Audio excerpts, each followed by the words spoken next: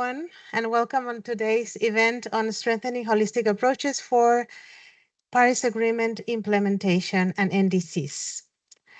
My name is Monica Chegoyen, and I am honored to be your moderator today. These events bring us together to explore sustainable and country-owned institutional arrangements critical to meeting the ambitious targets of the Paris Agreement. Today, the next one, please. We will hear experiences from Cambodia, Jordan, and St. Vincent and the Grenadines. If you can change the next slide, please. I just want to show the agenda. The next slide. Thank you very much. So here you have the agenda, a small overview of the agenda. Today we will hear experiences from Cambodia, Jordan, and St. Vincent and the Grenadines on their efforts and challenges in building robust institutional arrangements. We will always be provided by practical insight and introduce us support tools to help countries implement NDC 3.0 and integrate climate goals into long-term planning.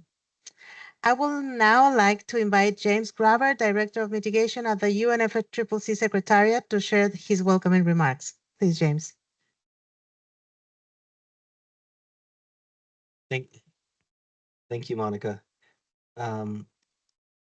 Esteemed colleagues and friends, we're glad to welcome you to this event jointly organized by the NDC Partnership and the UNFCCC Secretariat. The topic of this event represents an exciting opportunity to highlight the crucial intersection of sustainable institutional arrangements, capacity building, and climate action. As we all know, the success of the Paris Agreement and indeed global climate responses hinge on these very elements. The Paris Agreement requires all parties to prepare successive and increasingly ambitious nationally determined contributions and communicate them every 5 years.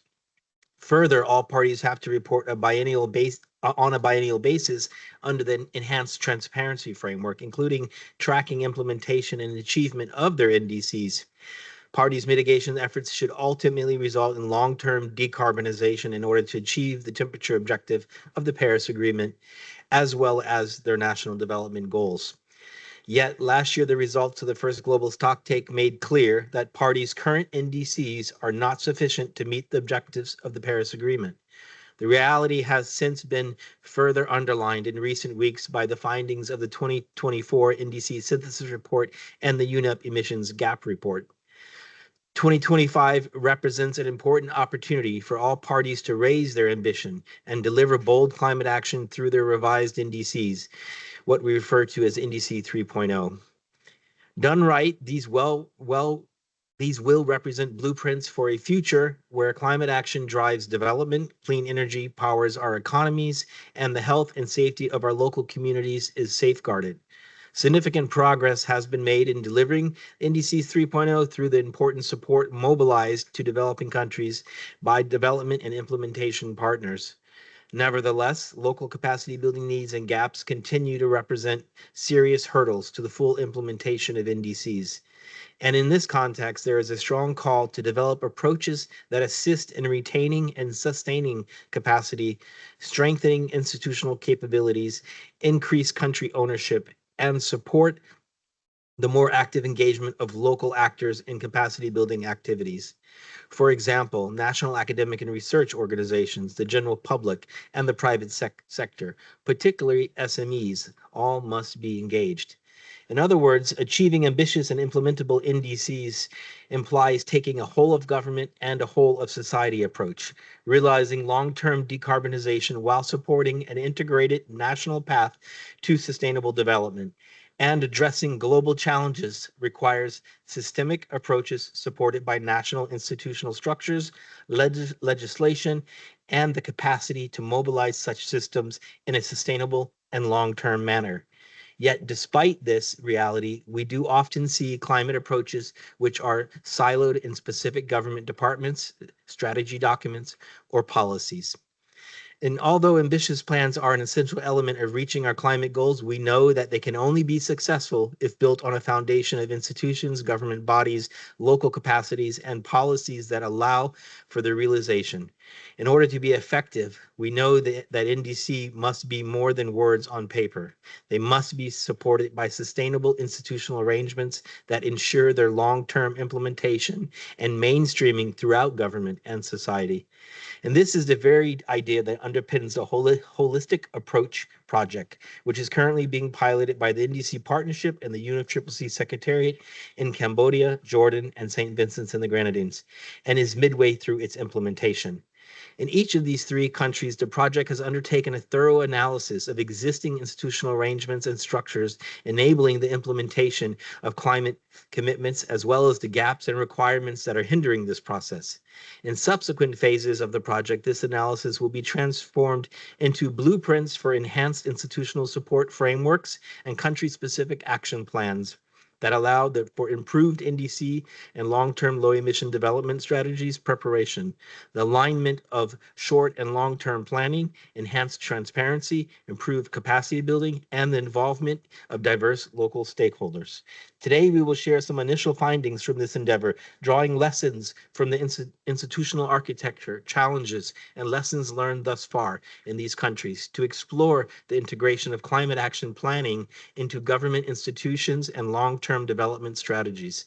In this discussion, we are also fortunate to be joined by esteemed colleagues from development and implementing partners, research institutes, and international initiatives who will help to shed light on the importance of holistic approaches to climate action, share their experiences on the ground, and uncover the support available to countries to bolster such approaches. I am truly excited to hear the discussion today. So without further ado, I thank you all again for being here today to discuss this critical topic and for your interest in advancing this holistic approaches to climate action. Thank you.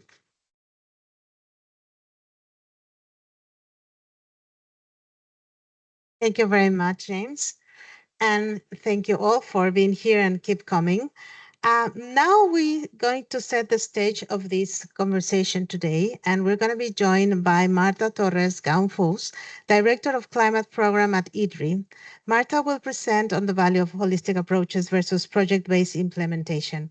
Marta, you have the floor. Thank you.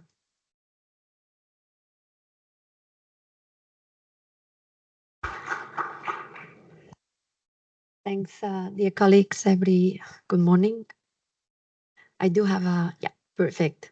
No, first, thank, of course, to the UNFCCC and the NDC Partnership really for thinking of us. And I think James has already covered what the context is to a large extent, the importance. I think what I can bring between that whole context and the practical examples that we will see from the different countries is really an overview of what we are seeing over more than 10, 15 years of trying to do NDC and LTS development, trying to bring a bit more of practicalities about, okay, what do we mean behind holistic whole government approach? What are we facing? Where do we see the main challenges? And hopefully, then that triggers further discussion with all of us as practitioners. Next, So maybe I thought it was important to give, a step back on why are we discussing about holistic approaches? What do we see? What's happening at the moment? And I think we're seeing many very good positive developments that we have done. We've improved and advanced hugely in terms of planning for climate policies. But the reality is that we see a worrying implementation gap that is increasing. So there is a lot of commitment that we have done at all levels, global, national, subnational levels, but it is true that implementation is not necessarily following as quick as our ambition or targets are addressed. But it's not just about climate policy. We also see it broadly with SDGs. And of course, we know that climate and development go hand in hand. And therefore, that also explains what's happening. Why are we not moving faster as we would like or as we planned often? And of course, also third point, the expectation we have the Paris Agreement, we have this ambition mechanism that basically makes sure that what the science says and what the political and economic conditions are converge over time. Otherwise, we would have from the start commit to these Paris-aligned goals, but we knew it was not possible. We know we are also on a learning by doing, and we are on that path. But of course, what really marks whether that path is driving us to where we want to go, to the end goal, is this ambition mechanism. And the NDC particularly is that key instrument that should show us and show the world, show the country, show ourselves as practitioners that yes, we are moving as with the pace that is needed. I think on this, not just the NDCs, but the LTLEDs and the enhanced transparency framework that we're going to be discussing here, I think it's good to remember that they have different functions, obviously. And a way I think that it's very useful to think of them is about they serve some functions at the international level for the Paris Agreement, but also some functions at the domestic level. And we always try to have them both because they are both important. And that is at the core of the Paris Agreement, right? Always trying to bridge what's happening at national and what we have to do collectively. But particularly, I think it's important to think of these instruments always with these two lenses. At international, those instruments will mobilize what we call the global ecosystem, send those signals, mobilize all these actors that are not in these rooms, that are outside, that also need to be part of that journey. And also then the very important transparency, monitoring, and accountability. We need to know as international community, how are we doing, where are we at the moment, what else is needed, who is doing, who could do more, etc., etc. So therefore these main functions. But at domestic level, you as a not domestic policymakers know what is needed. Those instruments really need to be a critical tool for basically driving the change that is needed and supporting the public management that is required really to steer this transition. So next, of course, what we hear now with these new NDCs, what is very important is that those are aligned to the Paris Agreement goals that are credible and actionable. Why are we saying this? Well, responding to that context, and the holistic approaches that both James and Monica were alluding to really are important to that, and particularly for three things. One is that it will help us aligning the short-term plans with the long-term ambitions, and we're going to do how this really can be done in practice. It really helps addressing that implementation gap. And therefore, those holistic approaches very much look at this enabling ecosystem. What do we need to make sure that we just don't have plans, but actually we have things on the ground happening? And third, it really looks, we are on that, we know from the science, in this decade is when we need the deeper, most rapid cuts, emission cuts. So it's really important what is happening now, in addition to what we are planning and what we are preparing for. So, these holistic approaches should help us bringing the people, putting people at the center, like who needs to do what now, And so first, on this ambition between the short-term plans and long-term ambitions, here I'm just putting this because there's a lot, and I think, for example, in the NDC Partnership Navigator, you will find very good explanations on the benefits of this alignment. And this needs to be very clear. There are benefits, and it is a requirement that we need. In particular, I wanted to highlight there is this guide also that will be launched very soon, will be available very soon, and you will find very specific examples there on how to do in practice, because it's easy said that you have to align short-term and long-term, but it is difficult, and we try there in this guide to go further. Next. Just very specifically, on what we mean in alignment, because and here the role of the long-term strategies. The long-term strategies are not just to set the long-term vision. We did that, and yes, but it's because we need that long-term vision to really understand what we need to do in the short term. we keep talking about 1.5 aligned NDCs, and what we explained here, it is very difficult to justify that you are aligned to 1.5 or to the long-term Paris Agreement goals if you don't have this long-term strategy or elements of this long strategy. So for example, in this guide would say, okay, but do we need the long-term strategy at this moment? What if we are not, we don't have it yet? What if we are doing it? Okay, then we explained how it can be done. There are ways to deal with it.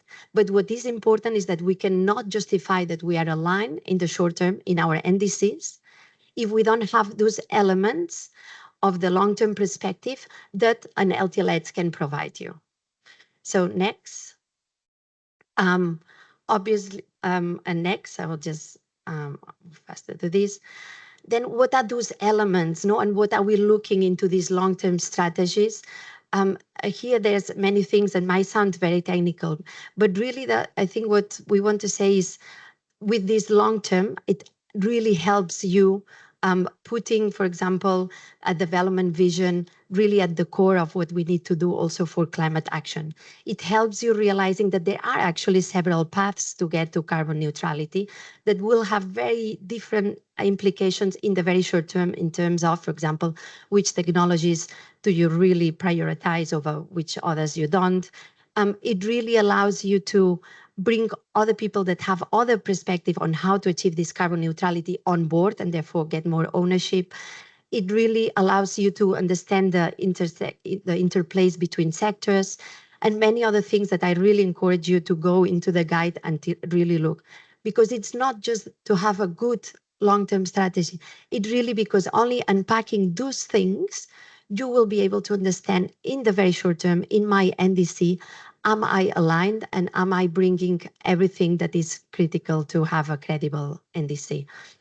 And when we're talking about alignment, also you will find that we talk about this content, which were these things, and you will have different questions that you can put to yourself to know whether you are being pursuing alignment or not, but also on process.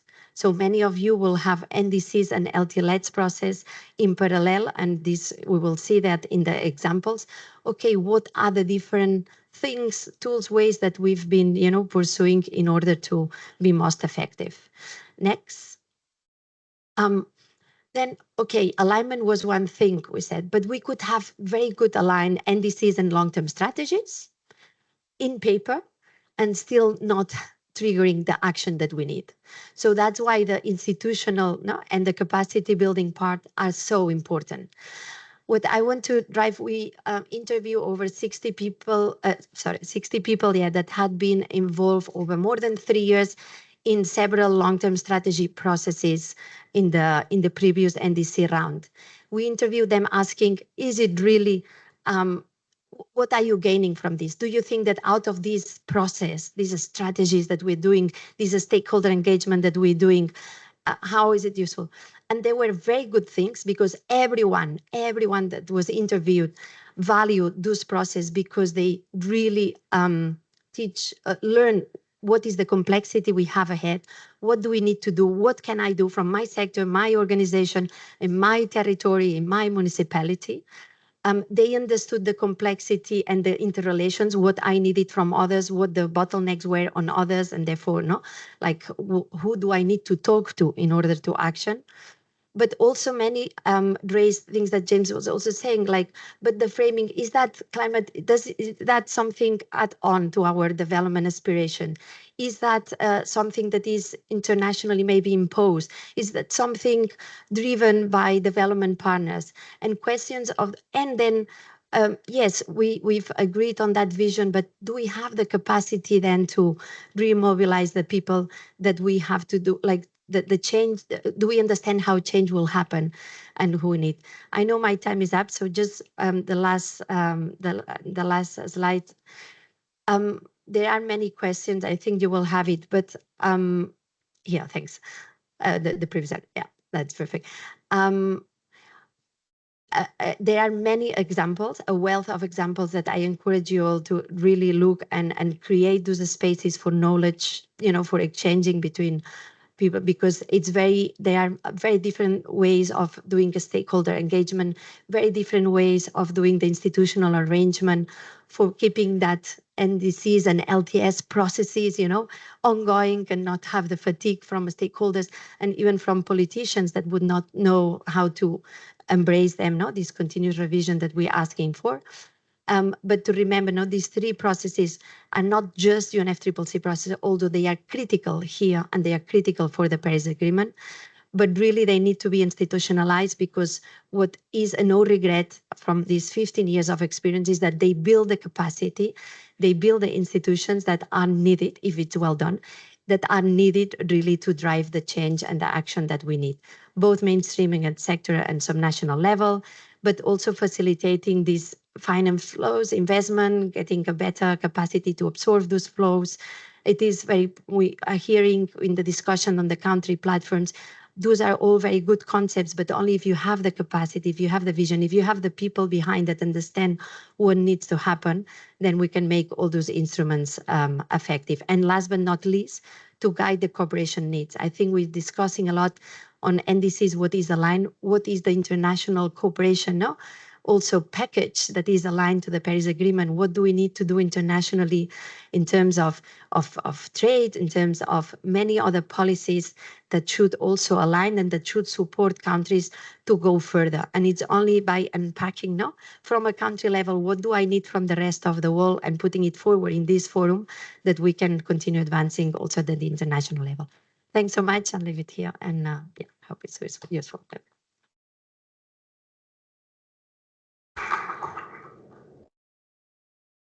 Thank you very much, Marta, for this insight. And in the speed that you speak, I remember that we have translation, so be merciful with them.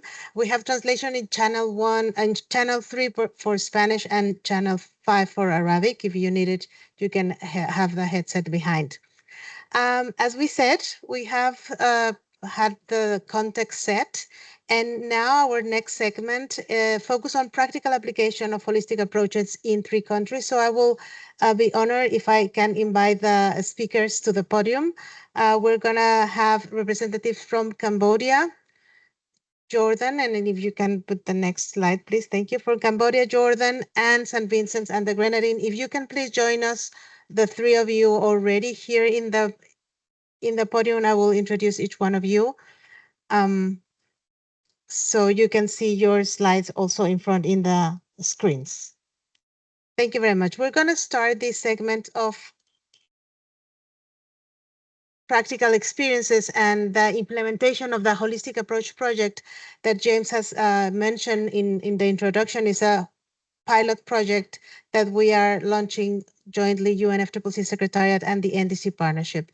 From our first representative is Mr. Uk Navan, General Director of Policy and Strategy in the Ministry of Environment of Cambodia. Mr. Navan, thank you very much. You have the floor.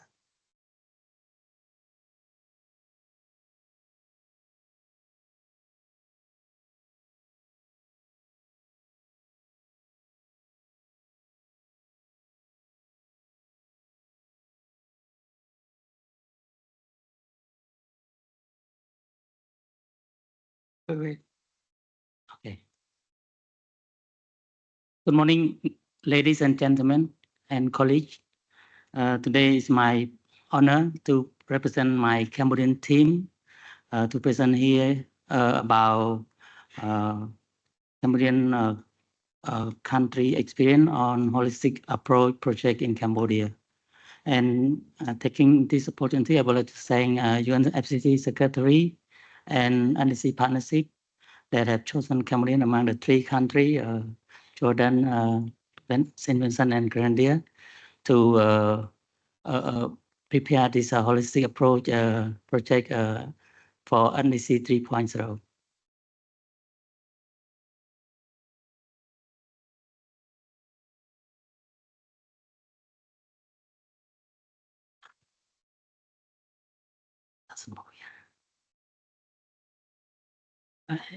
Fine now. Yes, as you can see, we are very honored to be chosen to implement this project, and this project will have three important objectives. The first objective is to strengthen institutional arrangement to enhance national capacity to support initiative compliant with the key area of the Paris Agreement. And this is the holistic approach and coherent manner, taking fully account into national development plan and strategy. The second objective is to accelerate integration of climate action planning and implementation into national system. And the third objective of this project is to develop the development of a systematic approach to identify capacity building need to support the implementation of the Paris Agreement provision. And as you can see, Cambodia has made a significant progress in socio-economic development. And so far, according to the World Bank evaluation, Cambodian economic has increased every year up to 7.3%. And recently, during the UN conference, UN meeting, Cambodian has just confirmed the graduation ceremony that Cambodian will exit from LDC by 2029. And this will pose a lot of challenge and opportunity for Cambodia. And however, even though we do such an improvement, but we still have a lot of problem with climate change vulnerability. As you can see from the map here, we have up to 17.3 of Cambodian commune are highly vulnerable to multiple climate-induced hazards. And right now, we still have some environmental challenge still exists in Cambodian in terms of waste management, pollution, and some deforestation. But with the effort from the Cambodian government with the policy and strategy, we hope to overcome this problem because right now, in terms of municipal environment, we have a circular environment strategy. As you can see from my sign here, this is the commitment of municipal environment to combat with the pollution and to address the pollution and also the problem of deforestation in Cambodia. And we have so far we have prepared a lot of policy and strategy to deal with the climate change and especially for the NDC. And we believe that this project will help strengthen our institutional arrangement toward carbon trading in terms of increased transparency and integrity in carbon trading, in terms of demonstrate Cambodian readiness in carbon trading under ACOSIC framework, and also to mobilize climate investment to accelerate Cambodian climate mitigation activity in Cambodia. Right now, we are ready for our institutional arrangement. As you can see from the slide here, the main body to oversee the climate change activity in Cambodia, we have National Council for Sustainable Development. In here, we have a representative from 16 line ministry and also all subnational provincial level within this community. And my Director General is the secretary for this national climate change sustainable development. And in that area, we have 5 important departments. Among those, we have Department of Climate Change, Department of Science and Technology, Department of Biodiversity, Department of Green Economy, and Department of Administration. And beside this channel, we also have a technical working group. We have up to 7 technical working group in Cambodia, ranging from climate change technical working group up to sustainable consumption production here. And we even have a renewable nuclear energy. But the most important, the most active working group is climate change, and the last one would be nuclear energy technical working group in here. And again, for the environmental climate change technical working group, we are coordinate among internal coordination among our line agency and also with the private sector, with NGO, development partner, and other donor countries to facilitate all the climate change activity in Cambodia. And so far, we have successfully carried out our Cambodian climate change strategic plan 2014 to 2024. And right now, we are preparing the new one from 2024 to 2033. And for the national authority to deal with the carbon credit in terms of Article 6, we have national authority here, and the chair is led by a Minister of Environment, and we have a coordinator. Coordinator here is the chair of the technical working group among the 7 technical working group that I just mentioned. And we have national technical working group, and also the secretariat for this national authority. And again, for the institutional readiness for implementing on climate change activity, as you can see from this hologram, you can see how ministry preparing to address climate change. From the 2023 evaluation, we found that indicator number 1 related with the status of development of national policy and strategy, we have reached up to 70%. And for indicator number 2, related with the level of inclusion of climate change in the long and medium and short-term planning, we have reached up to 55%. And for indication number 3, related with the establishment of and functioning of the national coordinating mechanism for climate change, we have reached up to 90%.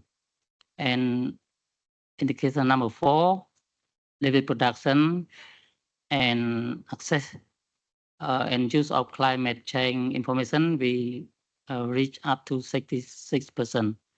And the last one, indicator number 5, related with financing, we only reach up to 30%.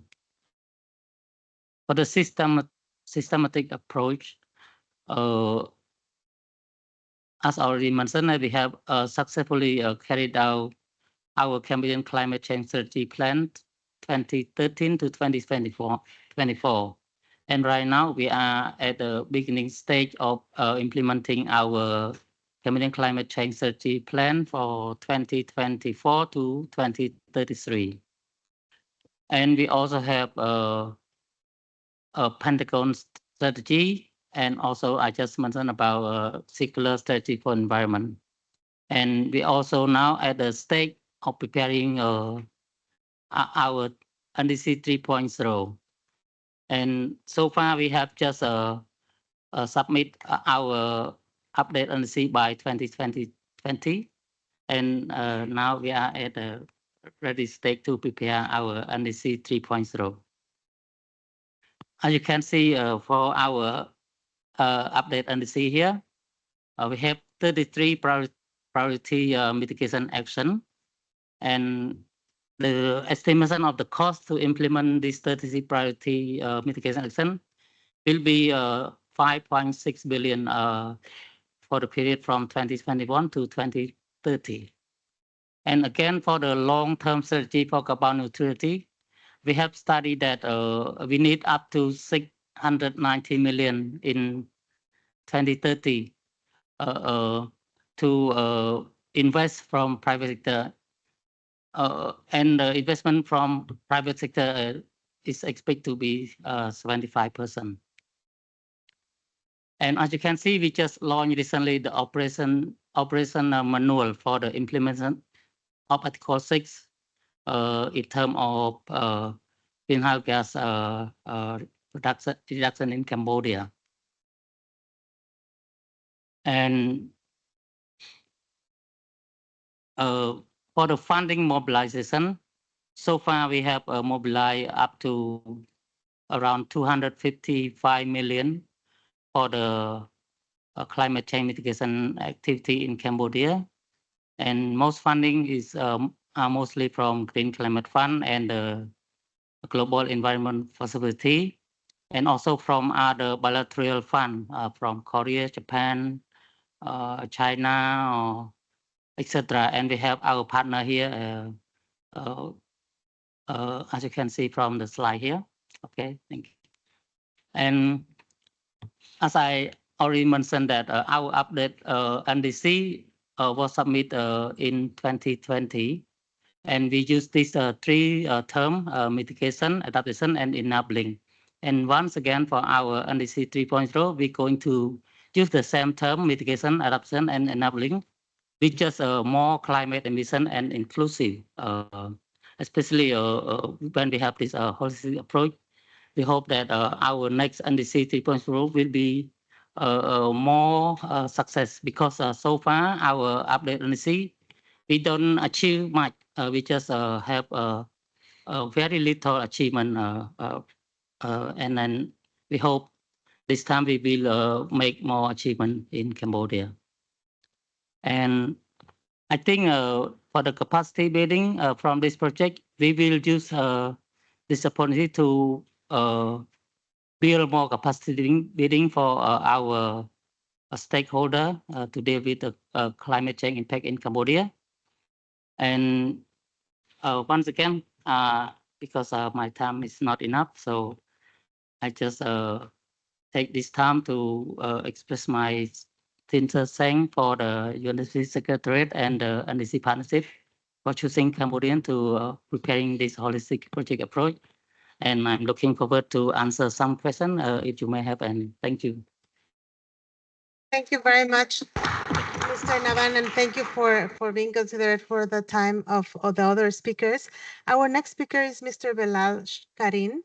He's the Director of Climate Change and Acting Director of Green Economy Unit in the Ministry of Environment of Jordan. Mr. Belal, please.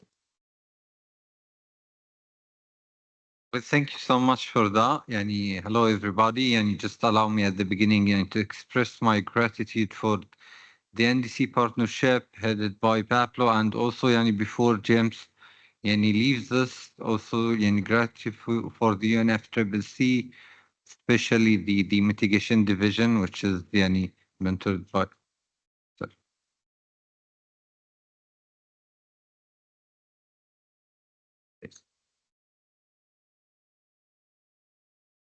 So everybody, before we go back to the presentation, I'm gonna just tell you a very short story which I heard that once there was a village which had a lake. That lake, it had some kind of small fishes. So the governor or the municipality of that village wanted to make a development within that. So he brought and imported some new kind of fishes to be raised in that lake, in order to people that they enjoy hunting, and they just make fishing much more than usual, and they got some of financial revenue of that. But after he put the in the pool, well, it showed up that those are predator fishes, which in a way or another ate the native ones, and also those were a little bit bigger than the first one, so it needed new equipments for the fishermen. They had to export some. People didn't like the taste of it. It was a little bit crazy of the fishes which was used, and it wasn't easy to maintain and save. It could be only smoked fish. So to be smoked fish, they began to cut the woods around them. So in a matter of 5 years, the lake became degraded in a very dangerous way. But at the beginning, he was intending to make a development and to make a good thing for people. Can I have this thing, please? Thank you so much. Well, in Jordan, if we are talking about climate change, we've tried to be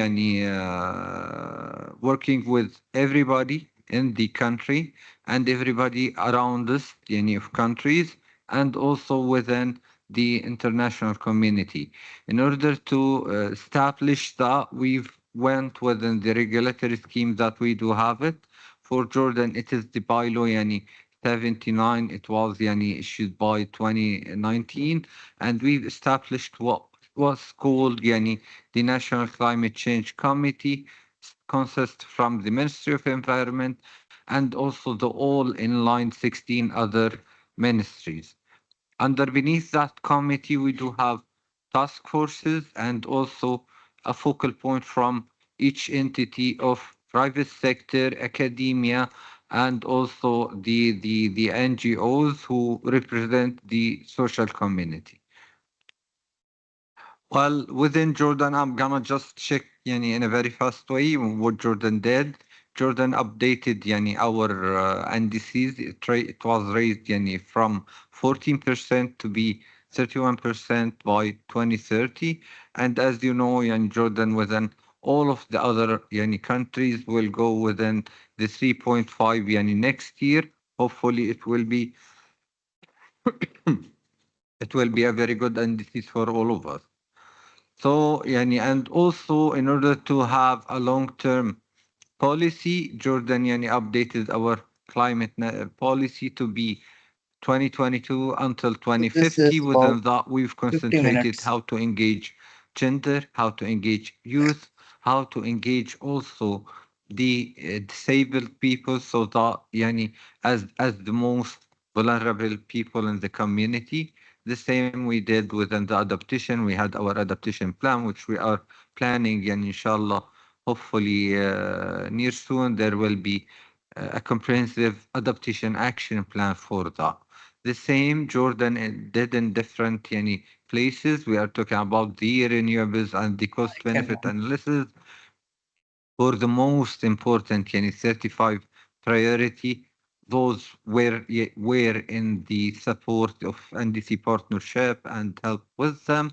Also, we did what's called yani, Jordan Smart Agriculture Action Plan to go within the agriculture, and for the residential places and the renewable analysis, the gender equality, the residential energy efficiency, and all of those were meant to be sector by sector. And within the climate finance, yani we've tried to set the portfolio for everybody for the climate finance and engage the private sector within it. And we've launched before yani, several years the roadmap to the LTS long-term strategy, and it will be hopefully yani, by the first quarter of next year published and yani, done hopefully. The same for the country climate, the CCDR, country climate development report. This was developed with the World Bank, which have two nexuses. First nexus, it talks about yani, energy, water, and food security. The other nexus, it talks about yani, the energy, transport, and urbanization. In order to invest within it, for these sectors, we did a green gross action plan for the sectors of yani, waste management, agriculture, water, tourism, yani the energy and the transportation, so that we all go within greening the sectors in the country, and to have within that about yani 86 project which is bankable and implementable in a very good and comprehensive way. The setting the status, Jordan always goes within the UNFCCC transparency needs a request. Those are yani, we are talking about the BURs, the national yani, the national yani, communication reports. We've also submitted our national communication report before 2 years, and we are in the process to develop, hopefully by the end of this year, our first BTR, biennial transparency report, and the other report, the fifth national communication, it will be hopefully by the end of the 2025. Those reports Yani, is a report that can give you the history, the status, and the projections for the future in all sectors, whether using the scientific methodologies, as everybody knows, 4.5 or 8.5, so that you can know where are you going and what should you do.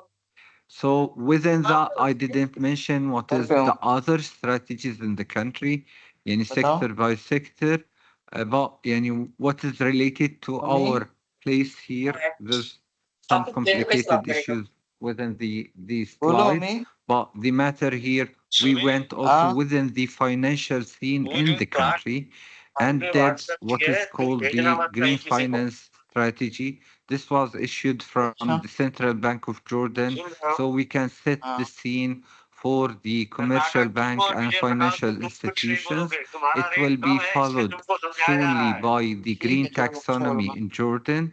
Within that green taxonomy also, we're gonna find what is called the climate financial risk assessment, so that yani, each bank and each financial institution knows what they are jeopardizing or what they are investing, whether it was yani, a mitigation or adaptation project, depending on the scene, yani, where are we in the country and what are we doing.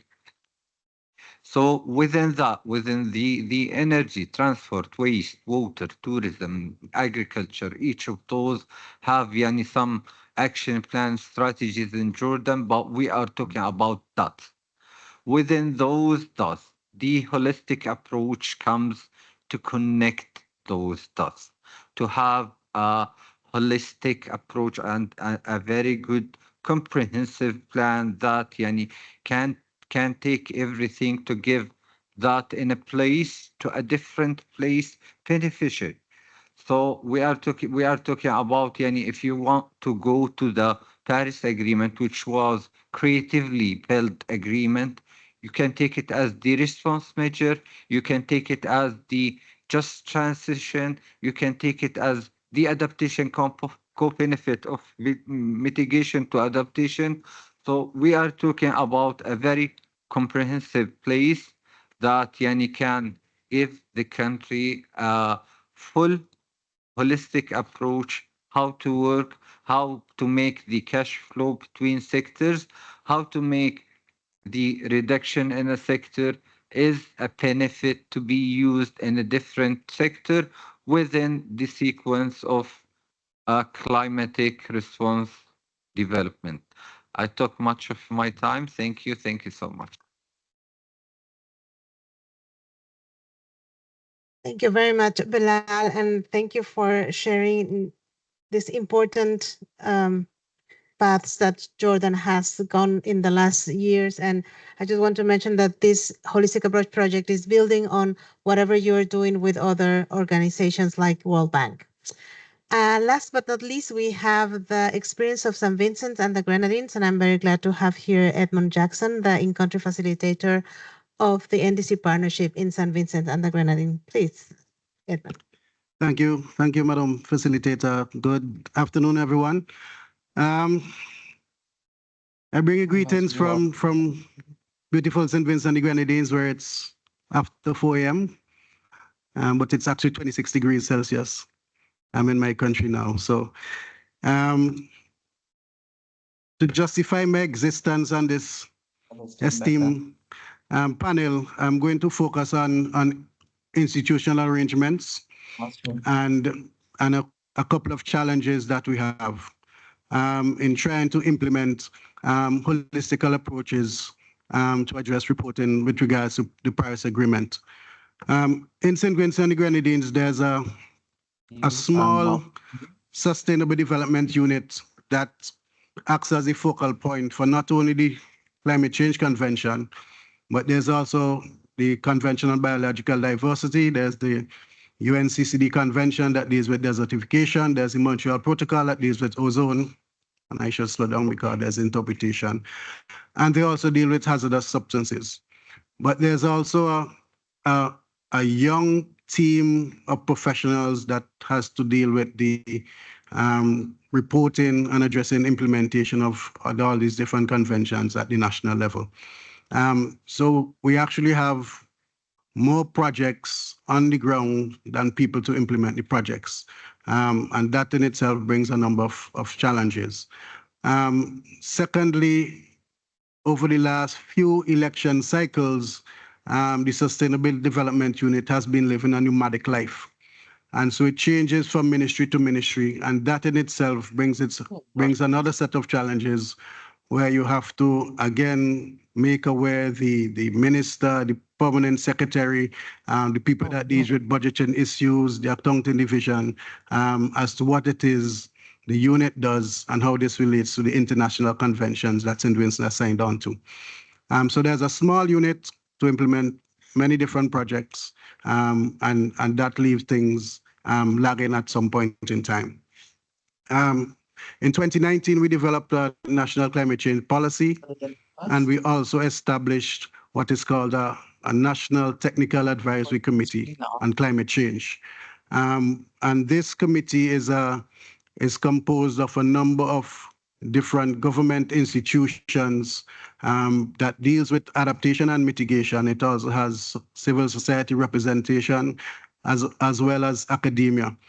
And this particular committee was established to not only implement the policy, but also to advise government on matters related to climate change.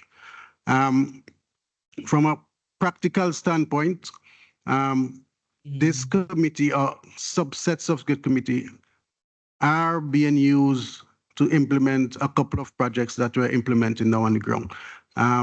Firstly, we have been dealing with updating our current NDC, which was recently approved in August of this year. We are also doing a national adaptation plan. We are updating that with support from the GCF readiness support.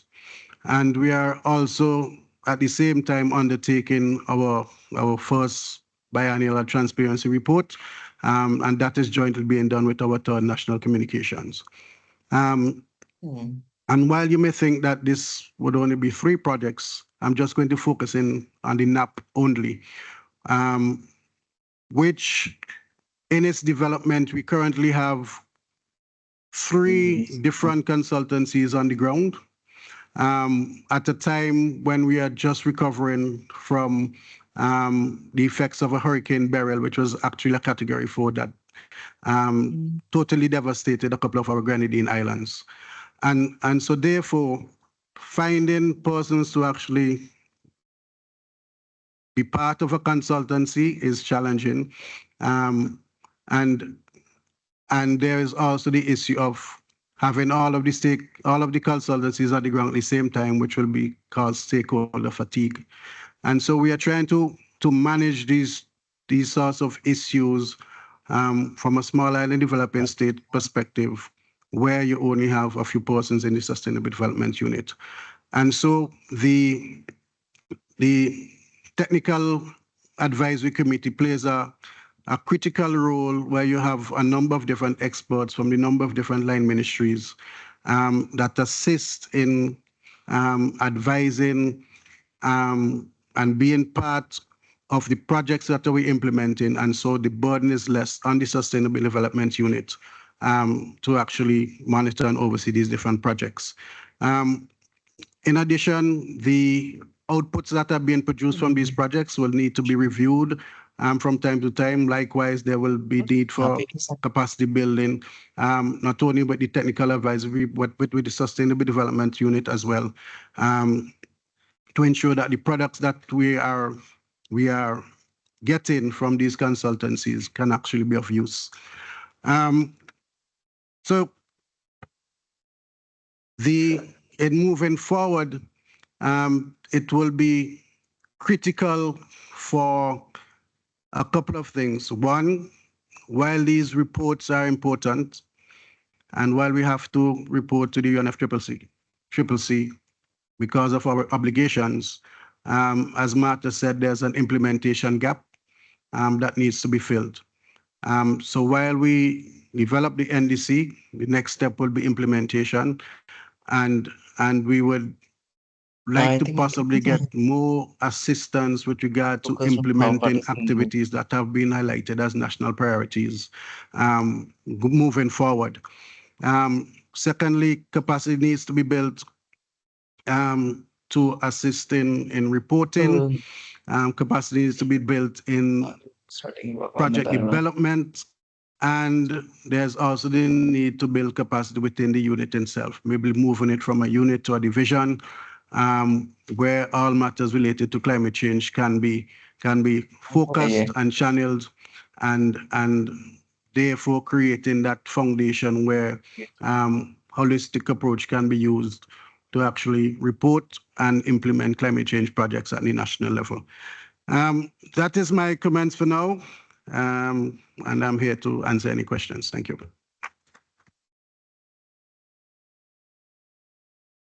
Thank you very much. I thank my distinguished panel, and I will kindly ask you to go to your places as we're having the next section of this side event, where we're going to hear from different initiatives that can support with tools these holistic approaches and support countries in the development of their Paris Agreement implementation. So I'm very glad to receive now in the podium, if they can come to the podium, please, Estefania Ardila, Deputy Director of Country Engagement of the NDC Partnership. Not right, sorry. Oleg Bulani, Senior Program Manager from Initiative for Climate Action Transparency, ICAT. And Dr. Arunav Ghosh, the CEO of CEW, that I need to see, Council on Energy, Environment and Water. I thank you very much, the three of you.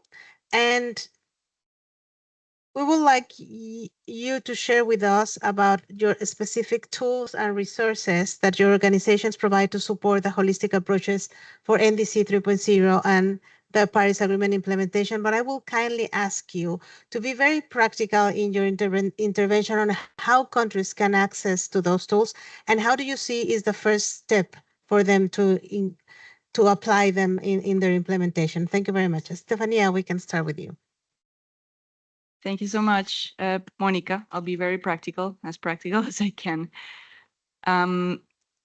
So I think the point that everybody agrees on in this room is NDCs, in particular, this next round of NDCs needs to be much more than a compliance point. No, NDCs 3.0 need to fulfill the two functions that Marta was referring to in her initial presentation. Yes, there are part of the international framework, but the key part for them to be functional is to actually fulfill that domestic purpose, which is triggering change, triggering investments, triggering arrangements for sustained implementation of the climate commitments and those documents and strategies and priorities that are laid out in the NDCs, right? So what's missing? Because it's clear also that so far implementation has been lagging behind, and also the ambition is really not there. So there is a double or triple gap.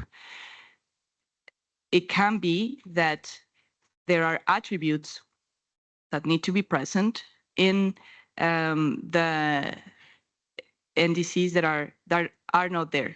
There are characteristics that need to be clear so they can be translated into marching orders and practical instructions for the private sector and for sectoral entities to really shift to a different set of priorities that are away from fossil fuels, closer to cleaner energies, and so on. So the tool that we came up with jointly with UNFCCC and 30 plus implementing partners to help countries understand how is this done? What are those elements? What are those characteristics that can strengthen their NDCs towards that direction that they are actually helpful and help these sectors understand and help the private sector understand is the NDC 3.0 Navigator. It's gotten a lot of interest. We've had a lot of visitors, but also we have heard already from many countries that are using it in preparing and scoping how they will be preparing their NDCs 3.0, what kind of elements and where they will be focusing as they prepare their scenarios, as they prepare and think about the policies that will be underlying those scenarios, and also their targets. So there's a QR code there that you can access. It's also very visible. If you Google it, it's the first thing that will pop up. And the first step is just go there and check it out, browse it, and start navigating it, bearing in mind the national circumstances of your country. I'm going to skip all this since Monica asked me to be very practical. But the point I want to emphasize is that the navigator is framed around key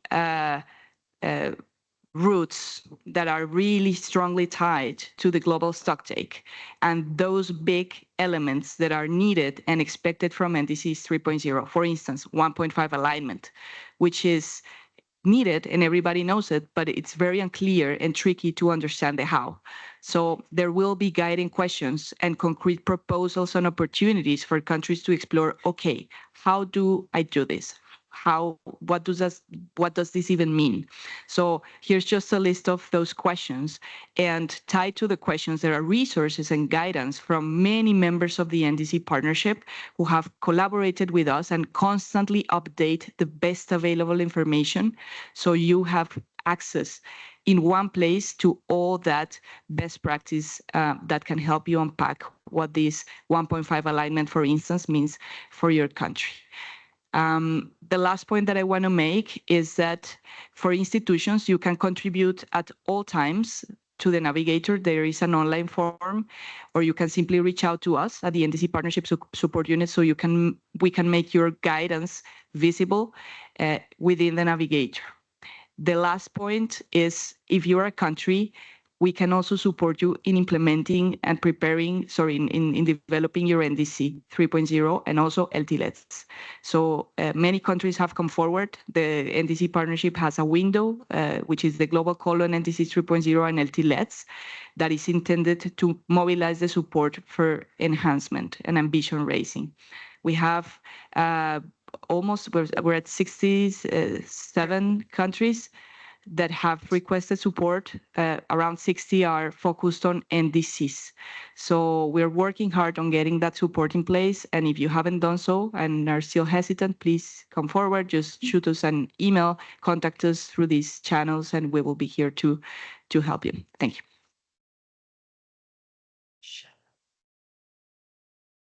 Thank you very much, Stephanie. And now you're making me feel a little bit guilty that I am pressuring you. Please, our audience, don't feel pressure if you have questions to ask at any time. If you want to reach them, you have my email in the page of the event. As the organizer, you can reach any one of our panelists through me, and I will be happy to connect them. Our next panelist is Oleg from ICAT. Oleg, we know that the Initiative for Climate Action Transparency has been developing several tools and several guidance. Which one do you want to highlight today for this holistic approach event? He might not join. Yeah, thank you, Monica. You put me in a very challenging position to highlight one tool, because we have more than 40 guides and tools available on our website, and it's free for use to any country. But let me first start with greeting all of you, and thank you for joining this event, and thank you for organizer to having me today with you. I'm representing the Initiative for Climate Action Transparency, that's what ICAT stands for. And we are supporting countries to drive the transparency efforts in many ways. And one way is to fulfill the commitments under Article 13, and other is to basically enhance their NDC targets, and also to promote long-term thinking in terms of LTS. And we are, I would call it the ecosystem of donors, of our country partners, and of our technical partners who are helping to implement technical projects in our countries.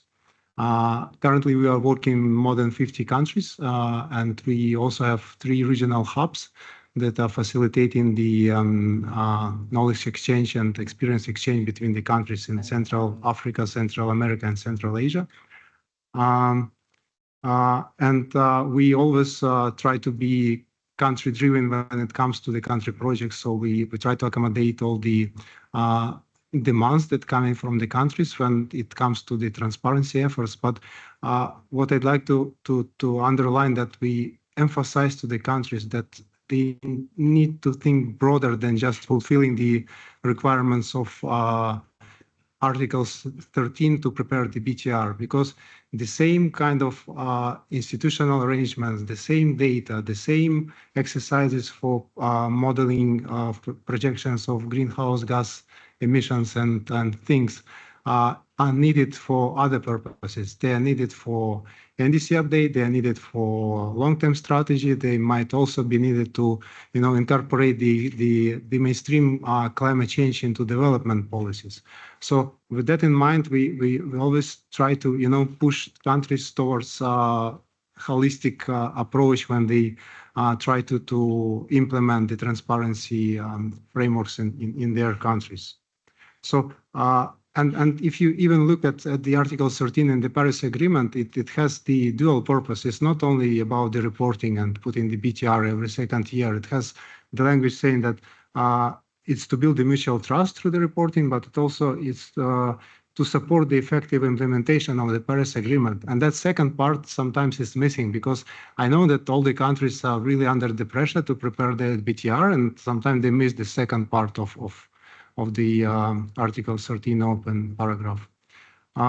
So to give you the example of how we link together all the things, and that was quite successful in many countries, and many others have followed that step, that we offer to prepare the, I would call it integrated MRV, sector-based integrated MRV, that would link together the institutional arrangements and data collection procedures for inventories and try to push from tier 1 to tier 2 for one sector.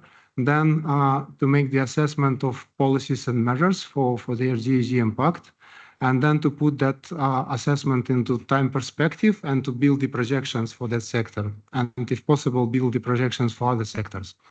And on top of that, we offer to develop the MRV and indicators that would inform the NDC tracking section of the BTR. So if you have the NDC tracking, it's like looking backwards and then projections looking forward. It would be easier to prepare the NDC update and strengthen the target with something that not just ambition, but not implementable, but something more realistic.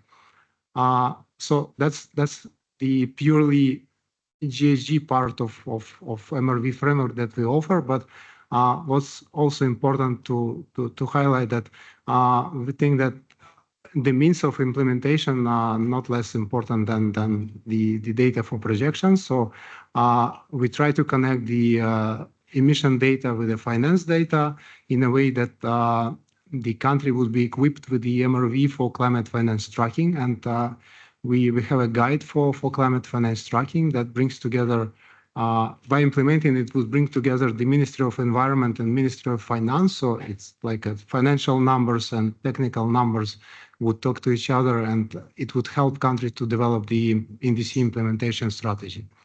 And what was also mentioned probably by our colleague from Cambodia is that the mainstream the climate change into development policies, and that's really important to keep in mind, because that's the only way to really close that implementation gap that we have.